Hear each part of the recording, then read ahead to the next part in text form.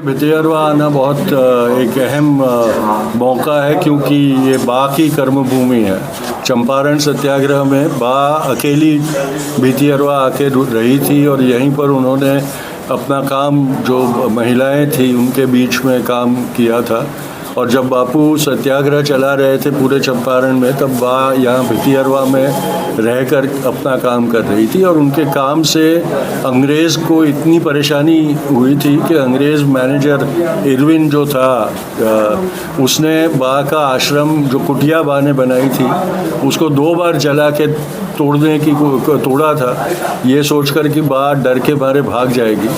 पर बा ने दोनों दफ़ा उसे वापस बना के यहीं पर रहकर जो काम किया, उसी से बापू को सत्याग्रह करने की हिम्मत और ताकत मिलती रही। तो चंपारण में जितना बापू का महत्व है, उतना ही, और मैं कहता हूँ उससे भी ज़्यादा बा का योगदान और महत्व है। और मुझे बहुत अच्छा लगता है कि भितियरवा के लोगों ने अपनी मर्ज़ी से और अपनी क्षमता के अनुसार इस आश्रम को इतनी अच्छी तरह से संभाला है, रखा है। मैं हमेशा भितियरवा के जो निवासी लोग हैं उनका शुक्रगुजार रहूँगा कि उन्होंने मेरे पूर्वजों की धरोहर को इस तरह से संभाला है।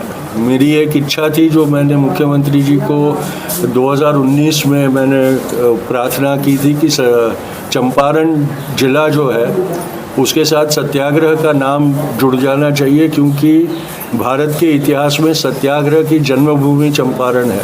और अगर उसके नाम के साथ सत्याग्रह जोड़ दिया जाता है तो अजरा अमर हो जाएगा कि चंपारण और सत्याग्रह वो एक साथ एक ही शब्द हो जाएंगे। चंपारण का अर्थ सत्याग्रह हो जाएगा। उन्होंने तब मुझे आश्वासन दिया था कि हम ये ज़रूर करेंगे, फिर लेकिन मुझे लगता है कि उलट पलट के दौर में वो आश्वासन भूल गए। तो आपके माध्यम से उनको वापस ये याद दिलवाता हूँ कि उन्होंने जो वचन दिया था वो जाने से पहले पूरा करके जाए तो मेहरबानी होगी।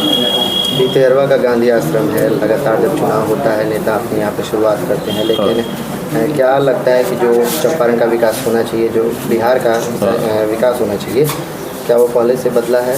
इसमें आवश्यकता बहुत चंपारण की परिस्थिति जब देखता हूँ तो बहुत निराश होता हूँ कि जिस जगह ने भारत को आज़ादी की दिशा दिलाई, उसको अभी तक आज़ाद नहीं किया गया है। और उसको गरीबी की जंजीरों में, क्योंकि बापू ने ये कहा था कि दूसरों की गुलामी, पर राज्य की गुलामी हम एक बार उससे जीत हासिल कर सकते हैं, लेकिन गरीबी की जंजीरें हैं वो तोड़ना बहुत मुश्किल है। और लगता है कि आज़ाद भारत की सरकारों में को भी ये गरीबी की जंजीर तोड़ने में दिक्कत हो रही है, क्योंकि 75 साल में जो चंपारण का विकास होना चाहिए था वो अभी तक होता हुआ दिखाई नहीं देता।